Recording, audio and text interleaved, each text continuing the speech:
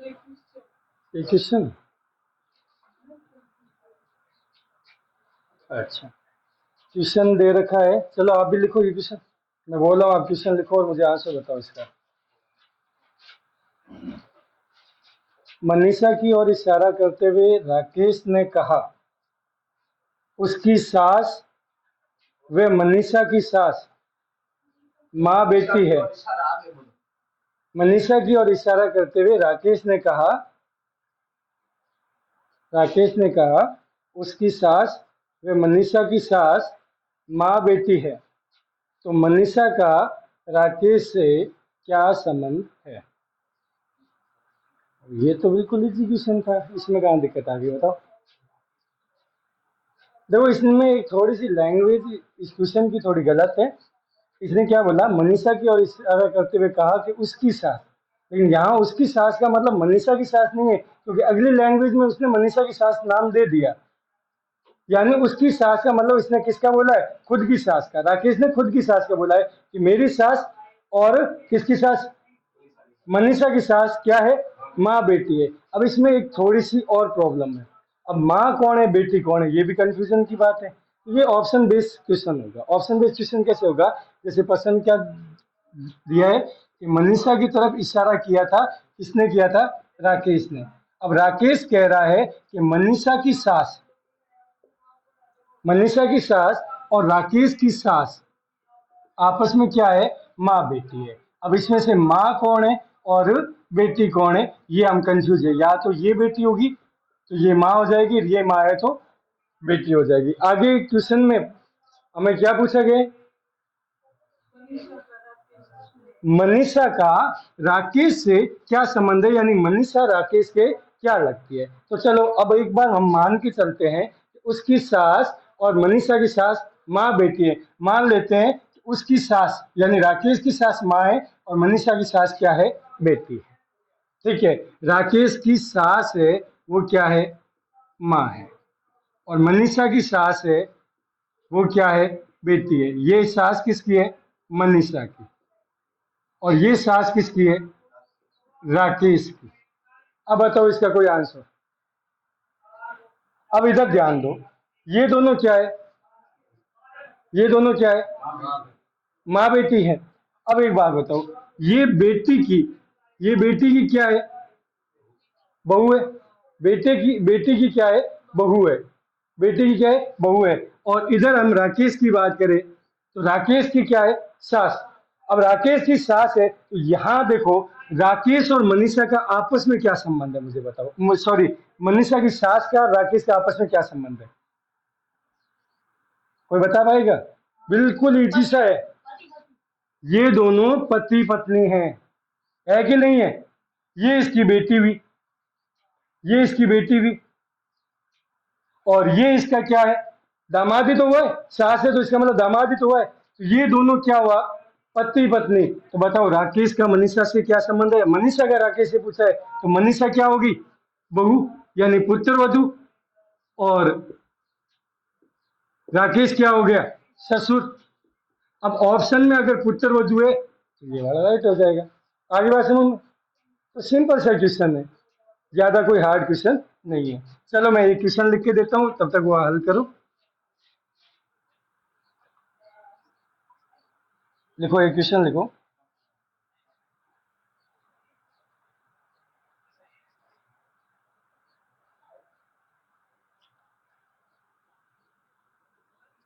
अपने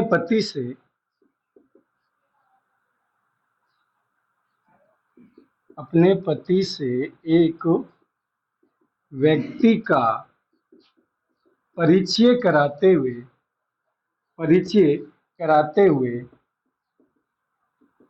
एक महिला अपने अपने पति से एक व्यक्ति का परिचय कराते हुए एक महिला ने कहा, क्या कहा महिला ने? कि भाई के पिता इसके भाई के पिता मेरे मेरे दादाजी के इकलौते पुत्र हैं। मेरे दादाजी के इकलौते पुत्र हैं, इस महिला का उस व्यक्ति से क्या संबंध है? उस व्यक्ति से क्या संबंध है? आप इसका आंसर दो।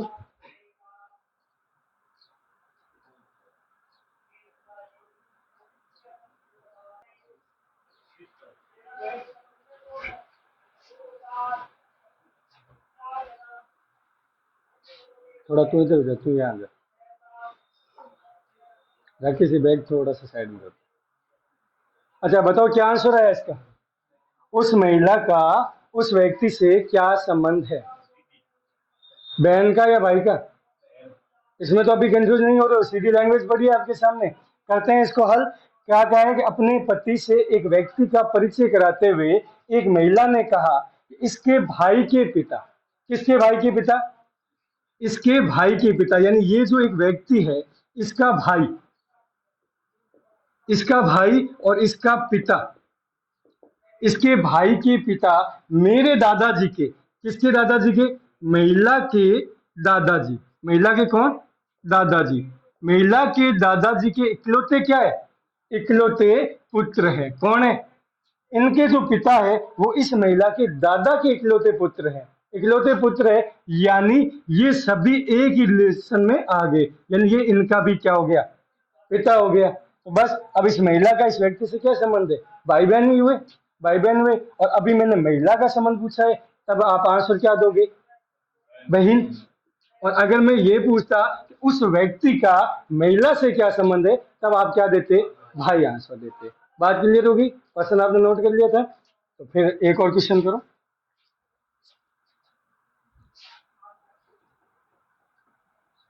जिसने नहीं लिखा है ये क्वेश्चन लिख लो और ये डायग्राम बना लेना।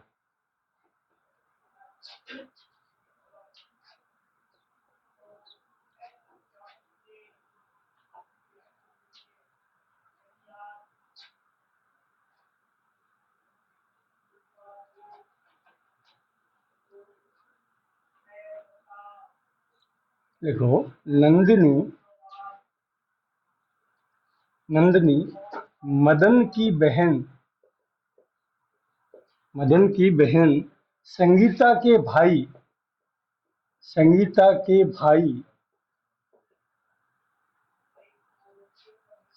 की एकमात्र पुत्री है। नंदिनी मदन की बहन संगीता के भाई की एकमात्र क्या है? पुत्री है। तो बताओ नंदिनी मदन से किस प्रकार संबंधित है? तो क्या लिखा? नंदिनी मदन से किस प्रकार संबंधित है? नंदिनी मदन से किस प्रकार संबंधित है?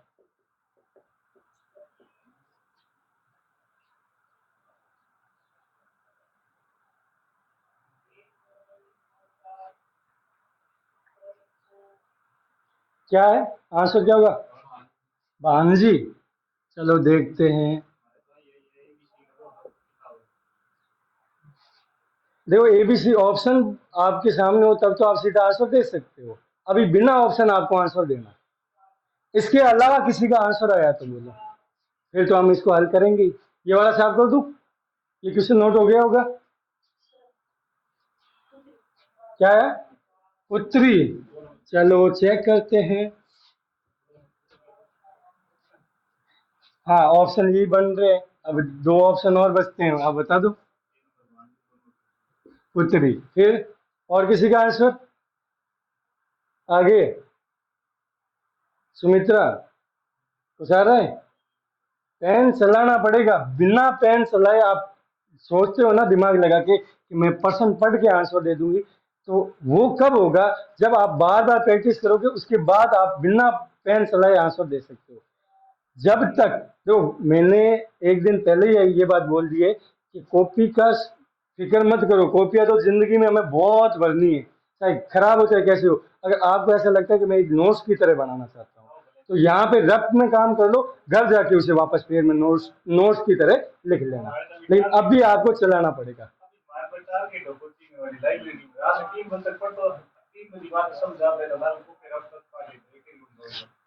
तो रफ कॉपी जितनी भरनी है ना, जितनी ज्यादा भरोगे उतना ही आपको बेनिफिट मिलेगा। चलो अब इसका आंसर देखते हैं।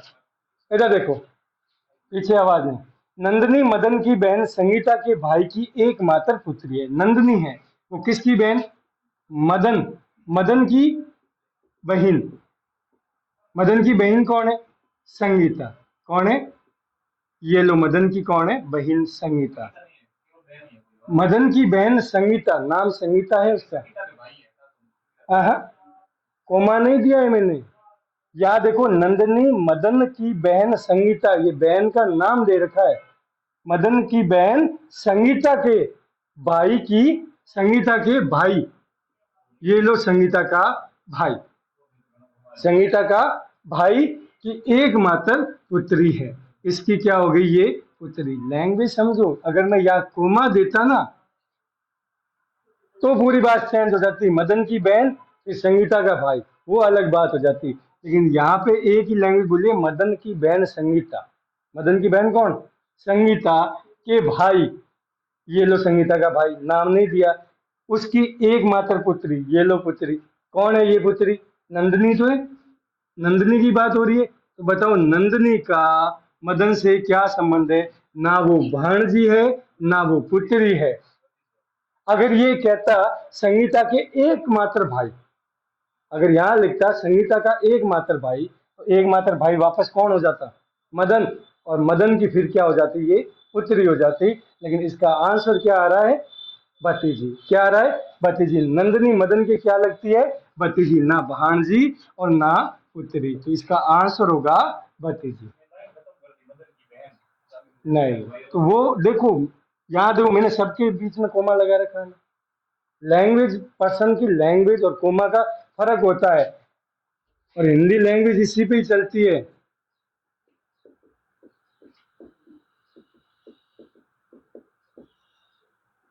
मैंने दो लाइनें लिखी है,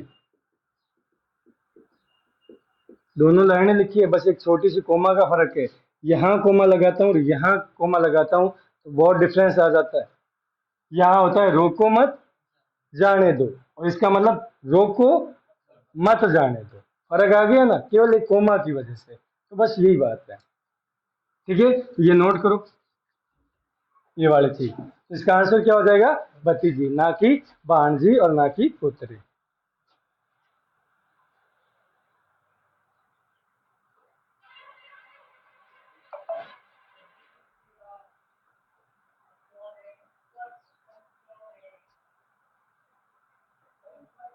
एक और क्वेश्चन करो, फिर हम अपने वो नेक्स्ट वाले पैटर्न पे चलेंगे, जिसमें आपको दे रखे होंगे पिता पुत्र जो भी है, उनके सिंबल दे रखे होंगे मैथमेटिक रूप में। प्लस का मतलब पिता हो गया, माइनस का मतलब पुत्री हो गया, जो भी है। तो उन पैटर्न पे चलेंगे।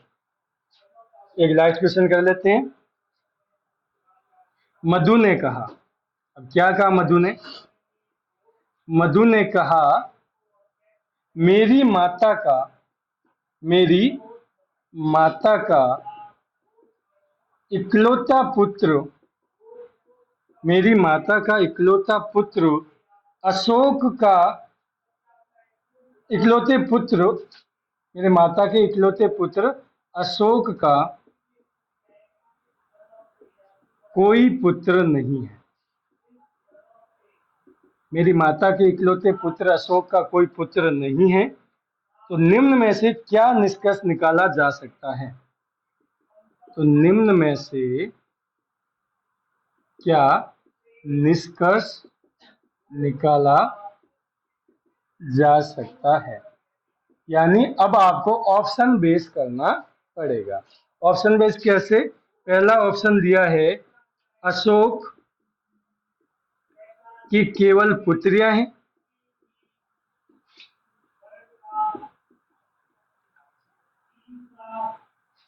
दूसरा, अशोक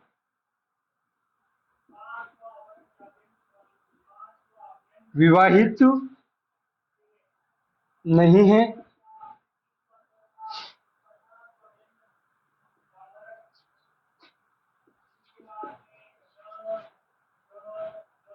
अशोक का पिता नहीं है,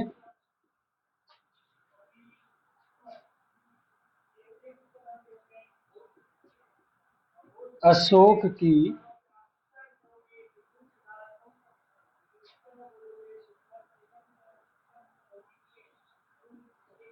केवल एक बहन।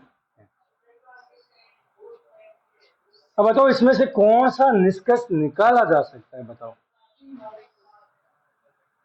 तो बताएगा इसका आंसर क्या होगा? हम्म अच्छा, एक आंसर आ रहा है डी, इसके अलावा बी, ये लो बी, और बोलो। निष्कर्ष निकालना, और इतना बताया ऑप्शन बेस्ड जब क्वेश्चन हो तो उसमें उस आंसर को ज्यादा वरीयता दी जाती है जो ज्यादा सही होने की संभावना हो। कौन सा होगा? ए, यानी चारों ऑप्शन हो गए। चलो अब मैं क्लियर करवा देता हूँ। मुझे एक बात बताना, मधु ने कहा मेरी माता का इकलौता पुत्र अशोक का कोई पुत्र नहीं है, कोई उसका पुत्र नहीं है। तो मुझे बताओ अशोक की केवल पुत्रियां हैं, ये होने के चांसेस है लेकिन 100% नहीं कह सकते, क्योंकि उसने तो कहा पुत्र नहीं है, पुत्रों के बारे में ना उसने हाँ कहा है ना कहा है। हो सकता है ये राइट हो सकता है, इसलिए मैंने इस पर रॉन्ग नहीं लगाया, मैंने राइट लिखा है। अगर मान लो तीनों ही पीछे नहीं होंगे तो मेरा आंसर ये होगा। आगे देखो, अशोक का पिता नहीं है, यहाँ पे कोई रोल है क्या पिता का? कोई मतलब ही नहीं है, पिता की पहली बात ही नहीं हो रही है, और अगर अशोक का पुत्र नहीं है तो उसमें पिता हो या ना हो इसका कोई मतलब ही नहीं है। तो यानी ये तो बिल्कुल ही अपना क्या हो गया, रॉन्ग हो गया। अब यहाँ करते हैं, अशोक विवाहित नहीं है। हाँ ये बात भी हम मान सकते हैं, लेकिन अगर विवाहित नहीं है तो हम पुत्र पुत्री पे क्यों जा रहे हैं? पहले तो सगाई पे जाओ, पुत्र पुत्री पे क्यों जा रहे हो? सीधा ये कहा जा रहा है कि अशोक का कोई पुत्र पुत्री, कोई पुत्र नहीं है। पुत्र कब नहीं होगा? जब उसकी शादी हो रखी होगी तब की बात होती है, यानी ये पहले ये बात नहीं हो सकती, तो ये भी क्या है, गलत। अब कह रहा है अशोक की केवल एक बहन है, ये हमें क्लियर दिख रहा है अशोक की बहन है कि नहीं है? याद देखें, मधु ने कहा मेरी माता का इकलौता पुत्र। अब मधु की माता, अशोक की माता, दोनों सेम है, यानी मधु और अशोक भाई बहन हुए, यानी अशोक की मधु क्या है, बहन है। ये बात क्लियर है, यानी इस लाइन में ये निष्कर्ष हमारा बिल्कुल परफेक्ट निकल रहा है, यानी इससे भी ज्यादा ये आंसर हमारा राइट हो रहा है। तो हम इसको क्या, देखो केवल केवल एक बहन है, ये निष्कर्ष हम इससे निकाल रहे हैं। यहाँ देखो मैंने क्या बोला, वरीयता उसी को ज्यादा देनी है जो चारों ऑप्शन में से ज्यादा राइट होने के चांसेस है। मैं मानता हूं यहाँ केवल देने का मतलब क्या हो गया कि हम कंफर्म नहीं कह सकते केवल एक बहन है, लेकिन यहाँ दिख तो रहा है बहन तो है। अब पीछे यही दो आंसर बचे हैं, ये तो बिल्कुल ही रॉन्ग हो गए। अब इन दोनों में से किसको राइट मानोगे आप बताओ? इसी को ही राइट मानोगे, क्योंकि ये तो कह ही नहीं सकते कि केवल पुत्रियां हैं। तो यहाँ केवल पुत्र की बात की है, पुत्र नहीं है, पुत्रियां है या नहीं ये बात हमें नहीं बताई गई है, लेकिन यहाँ हमें बताया गया है कि अशोक की एक बहन है, मधु एक बहन है। क्या? नहीं, दोनों की वरीयता यहाँ बराबर नहीं है। आप आपके अकॉर्डिंग आपको माइंड में लग रहा होगा, लेकिन यहाँ हम देखेंगे तो दोनों की वरीयता बराबर नहीं है। तो यहाँ एक बात क्लियर हो रही है, उसकी बहन है, केवल बहन है कि नहीं है ये अलग बात है, दो भी हो सकती है, तीन भी हो सकती है, लेकिन उसकी बहन है जरूर। अब पुत्री की बात यहाँ डिस्कस नहीं हुई है, तो जो आंसर ज्यादा मायने रखता है उसी आंसर को राइट माना जाता है। हाँ, अगर ये पूछता निम्न में से कौन सा निष्कर्ष नहीं निकाला जा सकता, तो नहीं निकाला जा सकता तो फिर इनमें से दो ऑप्शन है वो थोड़े चेंज भी करते, क्योंकि देखो पहले तो इन दोनों में से इनमें से एक चीज चेंज करते। यहाँ लिखता अशोक विवाहित है, नहीं नहीं दे रखा होता, यहाँ दे रखा होता अशोक विवाहित है, तब हम ये वाला सी राइट करते, क्योंकि पिता का कोई रोल नहीं है, अशोक विवाहित है, ये क्लियर हो रहा है, क्योंकि अशोक के पुत्र की बात हो रही है, इसका मतलब विवाहित है, तभी तो हम पुत्र पुत्र की। अगर कोई हम अपने समाज में ही बात ले ले तो किसी को देखते हैं हम उसको पहले तो हम यही पूछते हैं तेरी शादी हो गई क्या, यही पूछते हैं, या सीधे ही पूछते हैं तेरे बेटे और बेटे बेटियां कितनी है, ये तो नहीं क्लियर करते।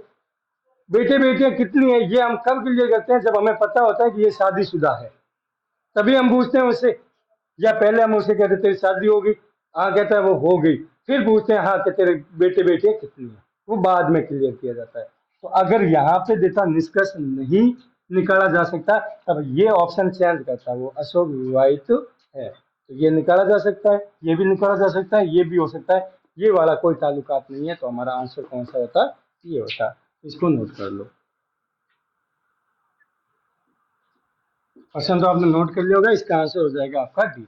अब हम चलते हैं अपने नेक्स्ट पैटर्न की तरफ, जिसके अंदर आपको सिंबल दे रखे होंगे, उन सिंबल से आपको पहले डिसाइड करना पड़ेगा, फिर आपको ये डायग्राम बना के उसका आंसर निकालना है। जैसे एक क्वेश्चन लिखते हैं,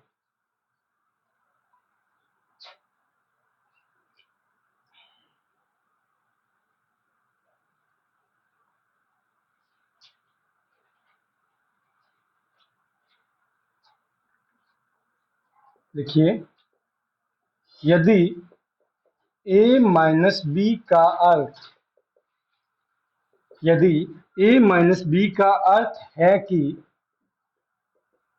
a भाई है b का,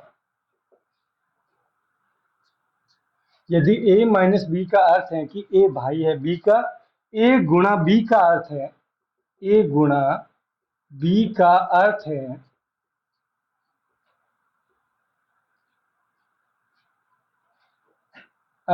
a माँ है b की, a माँ है b की, तो m माइनस आर गुणा d में m d से किस प्रकार, m d से किस प्रकार संबंधित है। ये इस टाइप से आपके क्वेश्चन आएंगे, यानी सिंबल दे दिया और आपसे ये पैटर्न दे दिया, आपसे पूछ लिया, और पैटर्न जैसे इनके अंदर था, एक सिंपल दे दिया, सिंपल आंसर पूछ लिया जैसे ये मैंने पूछा है, और फिर इसमें भी वैसे था, एक दे दिया पर्सन, मतलब लैंग्वेज तो एक दिए और उससे आपको 2 या 3 क्वेश्चन पूछ लिए, वही पैटर्न इसमें भी होगा कि आपको लैंग्वेज एक दे देंगे, उससे 2 या 3 क्वेश्चन पूछ लेंगे, यानी 2 पैटर्न उसमें हो जाता है, 2 ही इसमें हो जाते हैं। अब मुझे इसका आंसर कोई बताएगा क्या होगा, क्या होगा, मामा। उसके अलावा किसी का आंसर,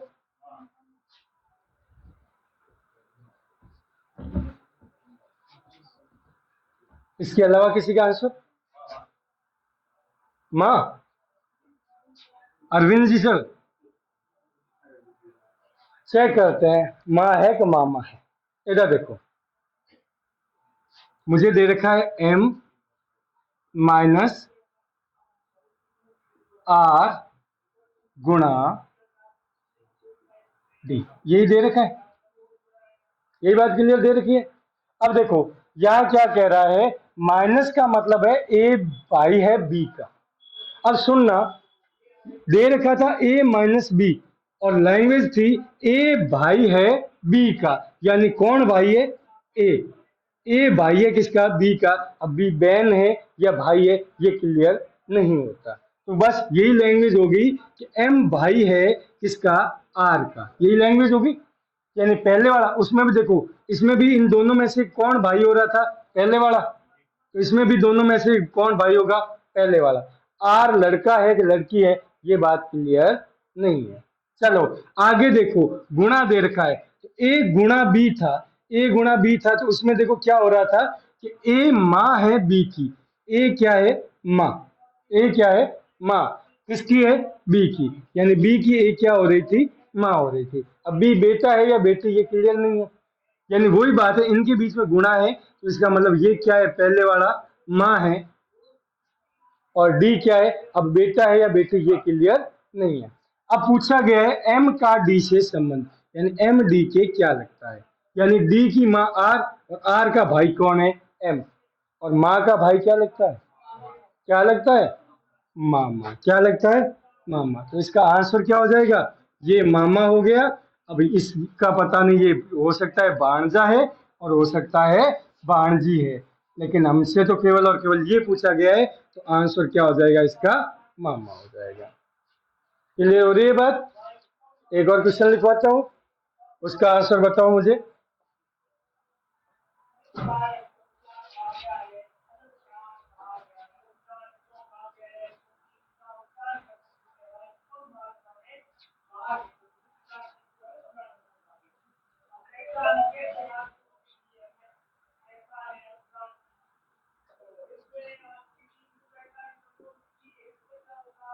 यदि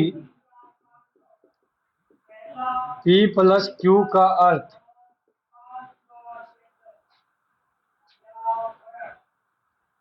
PQ का बाई है,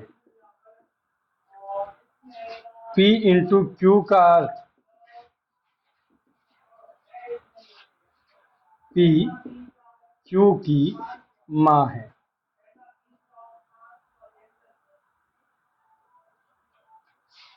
P भाग Q का अर्थ P भाग Q का अर्थ P Q की बहन है। तो निम्न में से किसका अर्थ आर एस का मामा है? हमें बताना है ऑप्शन में से ढूंढ के कि किस ऑप्शन को हल करने पर ये निष्कर्ष निकलता है कि आर है वो किसका मामा है, एस का मामा है। तो ये 4 ऑप्शन देता हूं और आप उसमें से मुझे ढूंढ के बताओ कि सर इसका आंसर ये होगा। पहला दे दिया मैंने आर गुणा पी प्लस एस, दूसरा दे दिया मैंने पी गुणा एस प्लस पी, चौथा दे दिया मैंने P plus R plus P गुणा एस और आर भाग पी प्लस एस। ये 4 ऑप्शन आपके पास में है। इन चारों ऑप्शनों को सॉल्व करो और मुझे बताओ किसका अर्थ होगा कि आर है वो एस का क्या होगा, मामा होगा।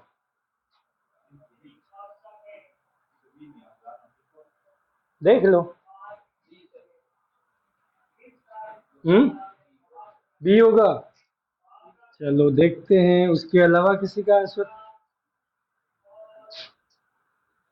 और सुनो, इतना ही नहीं, मुझे ये भी आंसर दो कि इन सब के अंदर यहाँ अगर आपका आंसर जैसे एक का आ गया आर एस का मामा लग रहा है, इनमें भी मुझे आंसर दो कि आर है वो एस के क्या लगता है। यहाँ तो आर है ही नहीं। देखो तीसरा ऑप्शन तो वैसे ही गलत हो गया क्योंकि मैंने आर और एस का रिलेशन पूछा है, यहाँ पी और पी दिख रहा है, आर है ही नहीं, तो ये तो ऑप्शन वैसे ही गलत हो गया। अब 3 ऑप्शन है, तो तीनों ऑप्शनों में मुझे ये बता दो कि आर एस के क्या लगता है, आर एस के क्या लगता है, जिससे आपका भी आंसर आ जाएगा और आपको समझ में भी आ जाएगा।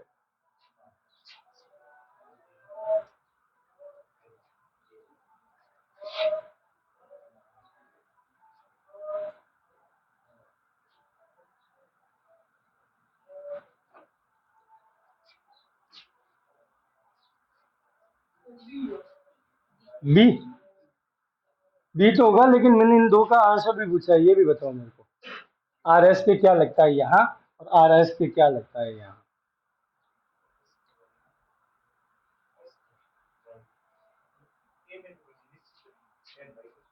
ये में निश्चित नहीं है, कोई बात नहीं, आगे वाले में।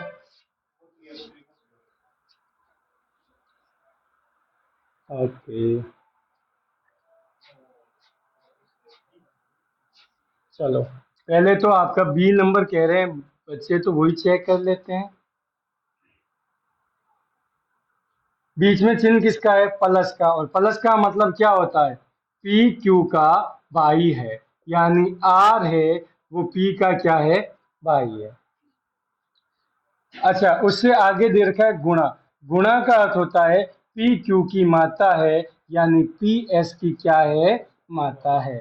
ये तो क्लियर हो गया कि आर एस का क्या लगेगा, मामा। अभी हमने जो क्वेश्चन किया था वो इसी प्रकार का था, लेकिन मैंने आगे वाले क्वेश्चनों में पूछा मुझे बताओ इनका रिलेशन क्या हो सकता है, आप कर सकते हो कि नहीं कर सकते। तो देखो ध्यान से, यहाँ देखो, यहाँ आपको गुणा का चिन्ह दे दिया और यहाँ आपको किसका चिन्ह दे दिया, प्लस का।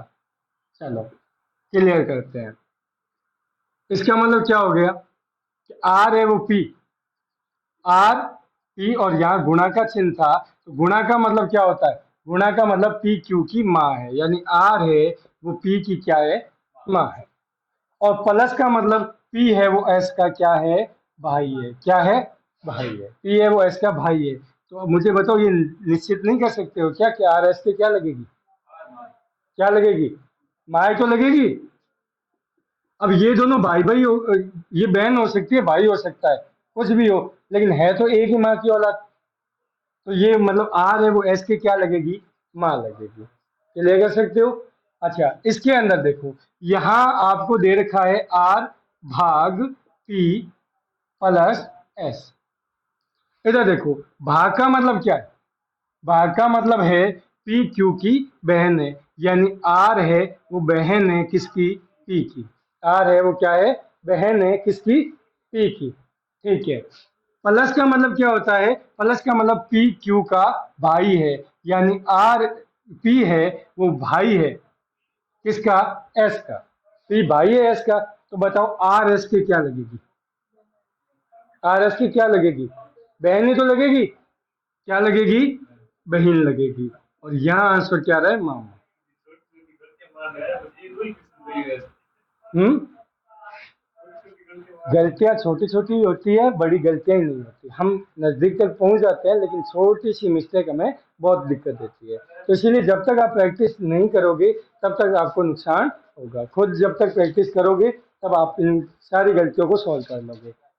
चलो, इनके आगे आंसर लिखो तो लिख लेना, नहीं तो इसका आंसर, इस प्रश्न का आंसर क्या आएगा, बी नंबर आएगा। चलो आगे करते हैं, एक और क्वेश्चन नोट करो।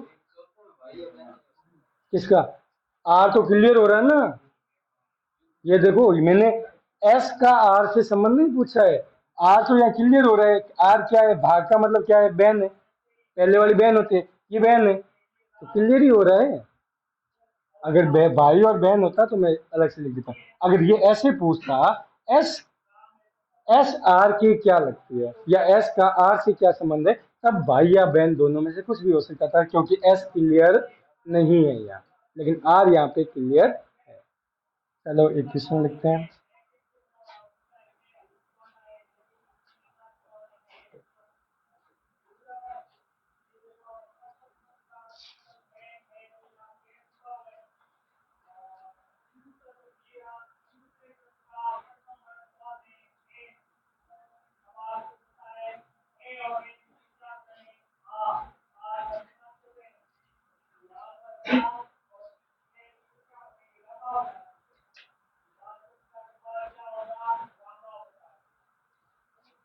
ये वाला ऊपर वाला मिटा दूं, पर्सन साथ साथ में नोट कर लेना। ज्यादा बड़ा पर्सन नहीं है, छोटा सा पर्सन लिखवा रहा हूँ। नीचे दिए गए प्रश्नों के उत्तर दीजिए। ये तो लैंग्वेज हो गई। अब मैं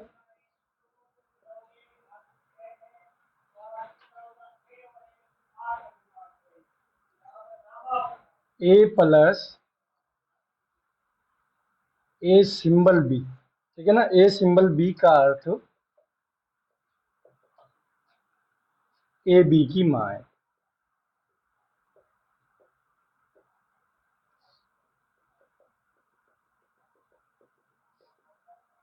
चार लैंग्वेज दे रखी है। ए हैज बी का अर्थ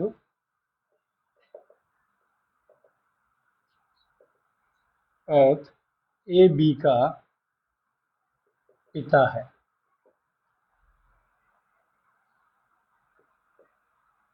ए हैशटैग बी का अर्थ ए बी का पति है। और ए परसेंटेज बी का अर्थ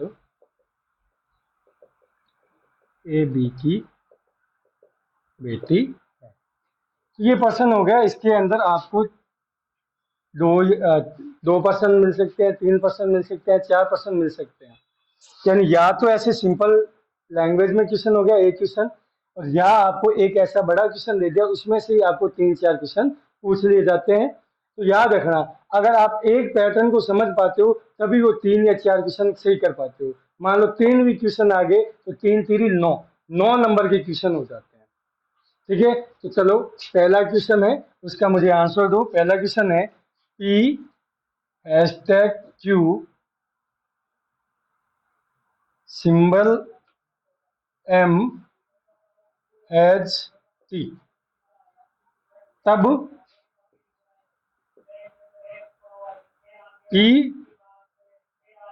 T के साथ क्या संबंध दर्शाता है? T के साथ क्या संबंध दर्शाता है? दूसरा क्वेश्चन, F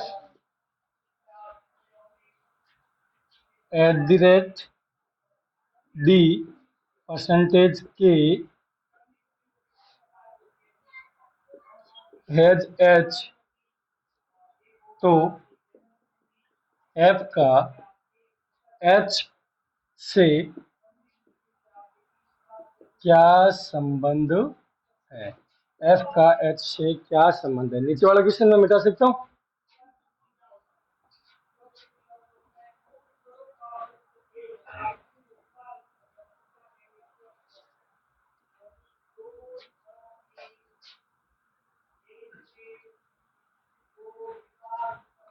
तीसरा नोट कीजिए, G सिंबल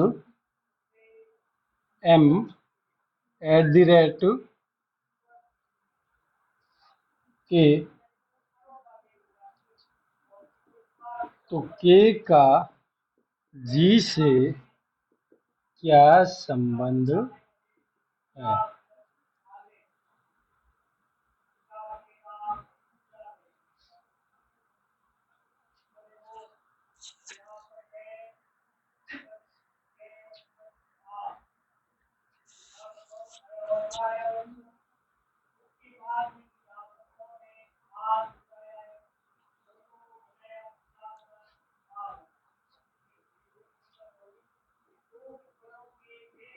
निम्न में से कौन सा ये दर्शाता है,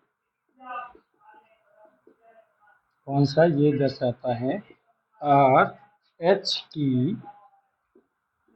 बहन है? इसके अंदर आपको ऑप्शन देने पड़ेंगे ताकि आप ऑप्शन बेस कर सको। इनमें ऑप्शन देने की आवश्यकता नहीं है। R symbol D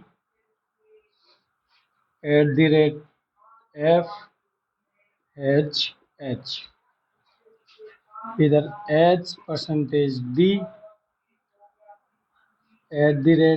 @F symbol R, R%D @F symbol H, और H सिंबल D @FHR। तो ये एक क्वेश्चन है जिसमें मैंने 4 क्वेश्चन दे दिए एक ही क्वेश्चन से, और इनसे सारा पैटर्न हमारा क्लियर हो जाना चाहिए।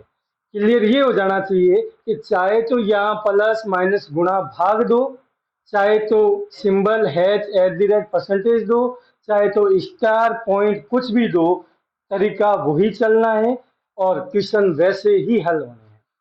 तो कोई मुझे बताएगा पहले का आंसर, T के साथ क्या संबंध दर्शाता है? किसका? दादा। ओके, इसके अलावा किसी का कोई आंसर? चेक कर लेंगे ये। दूसरे का आंसर मुझे बताओ। साला। इसके अलावा किसी का कोई आंसर? हम बात वही कंफ्यूज हो गए, जीजा और साला की। अब कौन किसके क्या लग रहा है ये देख चेक कर लेंगे। मतलब कहने का मतलब है कि हम नजदीक पहुंच चुके हैं। आगे इसका बताओ। क्या? बहू? बहू बोलो, या पुत्रवधु है या क्या है? पुत्रवधु। अच्छा, ऑप्शन में पुत्रवधु है तो पुत्रवधु, और बहू है तो बहू, एक ही बात है। अच्छा, इसका आंसर किसी के पास? B number. बी नंबर, चलो चेक करते हैं। इनके अलावा किसी का कोई आंसर है तो बोलो। इधर अरविंद जी, स्पीड रखो आता की, क्वेश्चन तो होता रहेगा।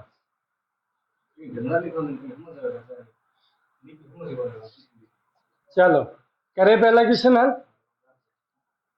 P at the rate Q symbol M has P। अब P at the rate, at the rate का मतलब क्या हो गया कि ए बी का पति है, यानी पहले वाला क्या है? पति। किसका है? दूसरे वाले का। अब ये क्लियर बता सकते हो ये क्या है? पत्नी तो हुई, पति है तो ये उसकी पत्नी तो हुई। अच्छा, आगे क्यू के बाद में सिंबल एम, सिंबल का मतलब है ए बी की माता है, ये माँ है किसकी? एम की। अब ये बेटा है कि बेटी, ये क्लियर कह सकते हो क्या? अभी नहीं कह सकते। आगे चलो, हैश टैग टी, एज का मतलब है ए बी का पिता है, ये क्या है? पिता। किसका पिता है? बी का। ठीक है, टी का क्या है? पिता है। हो गया। अब मुझे बताना है पी का टी से क्या संबंध है। तो इधर ध्यान से देखो, ये दोनों पति पत्नी, और एम की क्यू क्या है? माँ है। तो माँ है तो पी क्या हो गया? एम का पिता हो गया। एम का क्या हो गया? पिता। और टी क्या है? एम का बेटा भी हो सकता है, बेटी भी हो सकती है।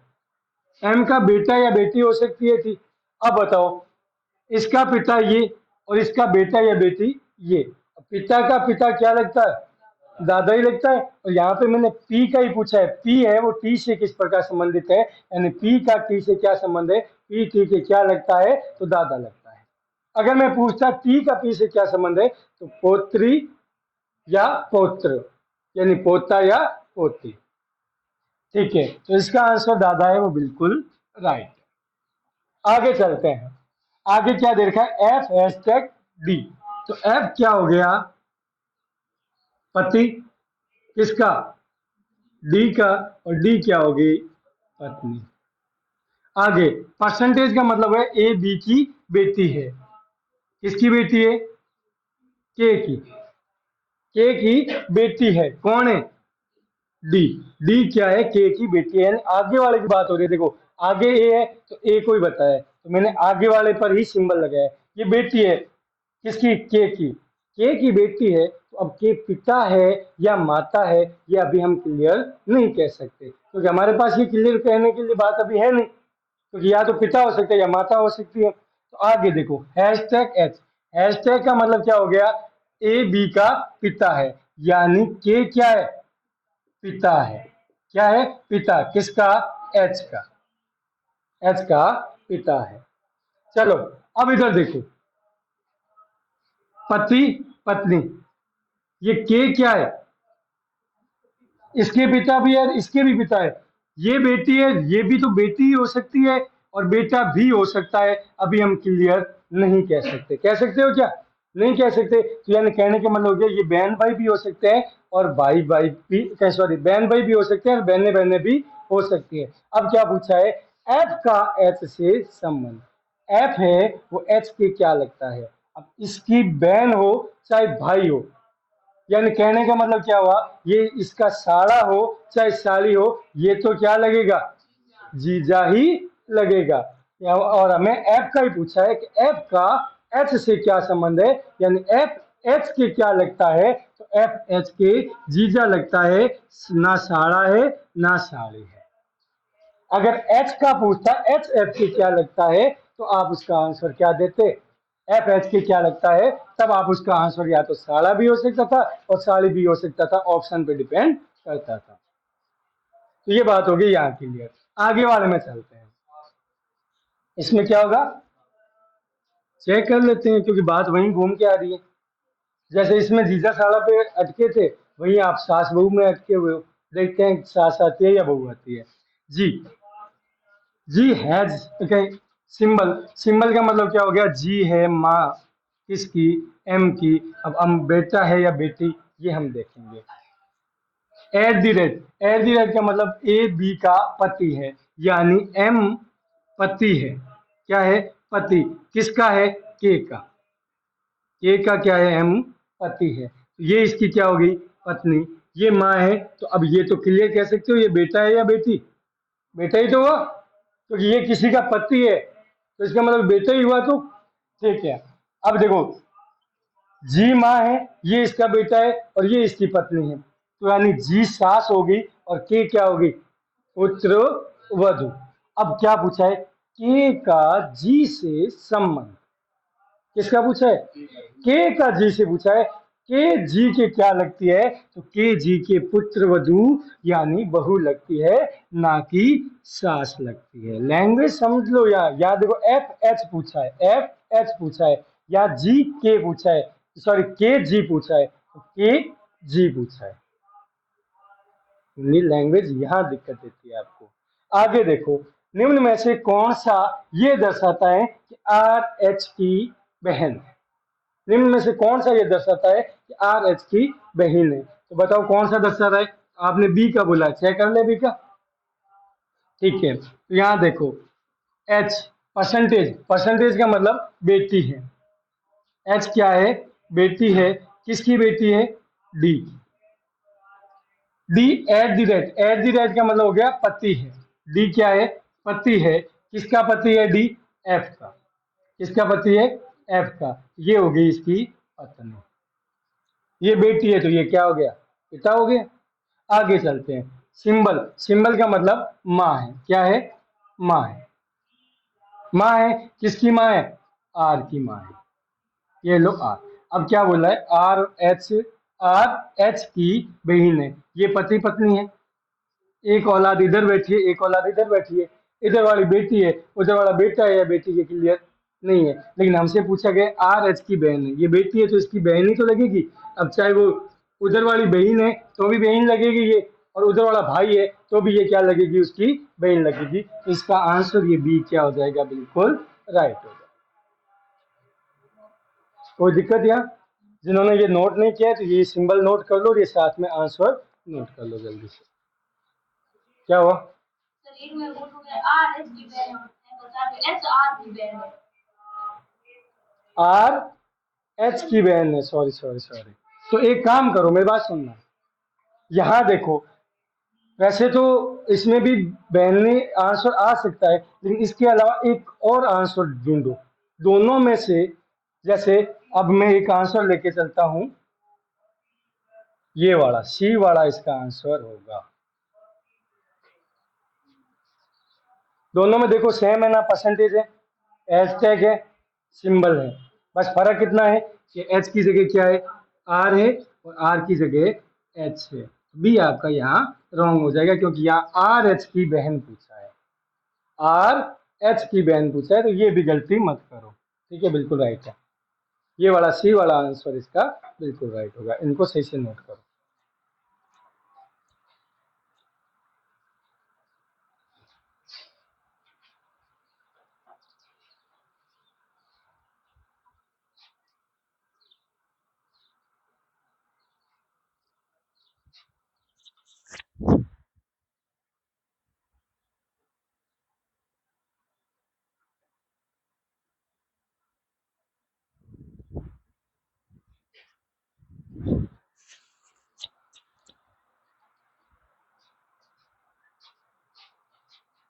इसको नोट कर लो जल्दी से। और इनसे रिलेटेड क्वेश्चन है, मैं आज डाल दूंगा, सारे जितने भी है टेलीग्राम पे डाल दूंगा। वो सारे क्वेश्चन करना और उन्हें बताना कौन से क्वेश्चनों में आपको प्रॉब्लम होती है। फिर हम कल आप क्लास इसके लेते हैं, फिर कोई नया टॉपिक स्टार्ट करेंगे, क्योंकि ज़्यादा टाइम खराब करने से कोई मतलब नहीं है। मैन क्या है, मैं आपको केवल और केवल रास्ता दिखाऊंगा कि आपको इस प्रकार से चलना है, और आपका टारगेट ये होना चाहिए कि उन क्वेश्चनों को जितना ज़्यादा हो सके सॉल्व करो। आपकी मेहनत ही रंग लाएगी यहाँ, क्योंकि आप लगभग पहुंच जाते हो। बस मिस्टेक कहाँ होती है? इन चीज़ों में होती है। तो मैं आपको क्वेश्चन दूंगा और उनके आंसर वो बाद में प्रोवाइड करूंगा। पहले आप खुद हल करना, फिर उसको आंसर। तो जब भी कभी प्रैक्टिस शीट हल करो ना, उसका एक टारगेट रखा करो। रफ कॉपी लो चाहे कौन सी भी कॉपी लो, उसके एक पेज पर क्वेश्चन संख्या लिख लिया करो। लिखने के बाद फिर हल किया करो। हल करने के बाद आपके जो अनुसार आंसर है वो आंसर नोट कर लिया करो। फिर जैसे ही मैं कोई आंसर डालूं घंटे के बाद या 2 घंटे बाद या दूसरे दिन, तो आपका टारगेट ये होना चाहिए कि आपने जो कल किए थे उसमें से मिलाओ कितने क्वेश्चन आपके राइट हुए। ऐसे आपको अपनी खुद की भी एबिलिटी पता चल जाएगी, और उसके अलावा जो क्वेश्चन गलत हुआ है फिर उसको और उस आंसर को मैच करो, दोनों को मैच करो, कहाँ गलती हो रही है, फिर उसके अंदर आप सुधार करो, तभी आप इस चीज को क्लियर कर पाओगे। रीजनिंग की यही बेस्ट बात होती है कि जब तक आप प्रैक्टिस नहीं करोगे तब तक रीजनिंग आपको फल नहीं देगी। तो ऐसे हल क्या करो ताकि अगले दिन जैसे आंसर भेजूं फिर उनको राइट लगाओ, जो गलत है उसको दोबारा चेक करो कहाँ गलती हुई है, फिर भी आपको समझ में नहीं आ रहा है तो फिर मैं यहाँ बैठा, तो उस टाइम में से पूछ लो, और नहीं तो आपको ग्रुप बता रखा है, ग्रुप के अंदर वो पर्सन डाल दो, सर इसका आंसर मुझे समझ में नहीं आया, ठीक है ना, तो ये चीज हो जाएगी।